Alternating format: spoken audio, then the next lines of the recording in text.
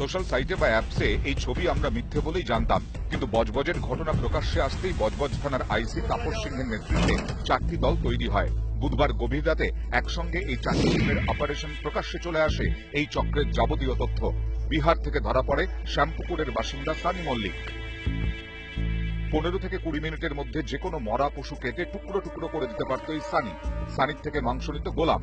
ফিরোজের মাধ্যমে ওই মাংস পৌঁছে যেত ইউংচাই হ্যাসিওর গোডাউনে।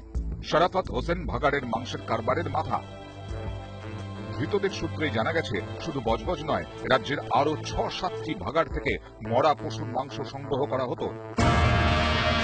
কল্যাণী, কাকিনাড়া, জগদ্দল, টিটাগড়, হাওড়ার শিবপুর, দক্ষিণ 24 পরগনার সোনারপুর ও টালিগঞ্জের ভাগাড় থেকে মাংস সংগ্রহ করা হতো।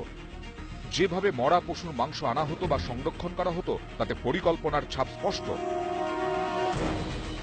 ভাগাড়েই মাংস কেটে 10 কেজির প্যাকেট করা হতো।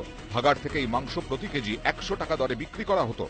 ये जनरली क्या करता है, जहाँ जहाँ डंपिंग यार्ड है वो डंपिंग यार्ड में ये लोग इसका एक इन्फॉर्मर रखते हैं। मतलब उस डंपिंग यार्ड में जो काम करते हैं वो लोगों को कुछ पैसा देकर वहाँ से इन्फॉर्मेशन लेते रहते हैं। जब भी कुछ डेड एनिमल वहाँ मिलती है, इमीडिएटली ये एक टीम जाकर उसको पीसेस करके, जनरली 10 to 20 केजीज का पीसेस करके वो हिंदुस्तान आइसन कोल्ड स्टोरेज नारकलडंगा को भेज देते थे। ভাগাড় থেকে সংগ্রহ করা মাংস নিয়ে যাওয়া হতো হিমঘরে। 10 কেজি মাংসের চর্বি ও খারাপ অংশ বাদ দিয়ে 3 কেজির প্যাকেট হতো। এই মাংসে মেশানো হতো ফরমালিন।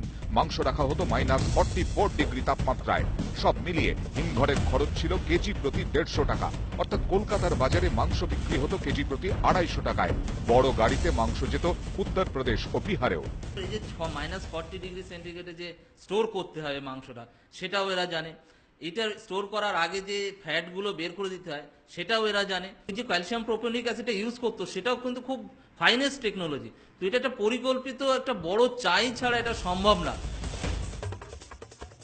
ভাগাড়ে শকুনের মতোই নজর ছিল এইসব মাংস কারবারিদের। মরা পশু ফেলা হলেই খোঁজ দিত এজেন্টরা। তারপরেই শুরু হতো মাংস সংগ্রহের কাজ, যা পৌঁছে যেত সবার হেসেলে বা রেস্তোরাঁর প্লেটে। কল্যাণী, কাকিনাড়া, সোদপুর, সোনারপুর এবং টালিগঞ্জের একটি জায়গা রয়েছে যেখানে মৃত পশুর কোনো মৃতদেহ পড়লেই সেই মাংস নির্দিষ্টভাবে টুকরো টুকরো করে পিস পিস করে চলে আসতো এই হিমঘরে।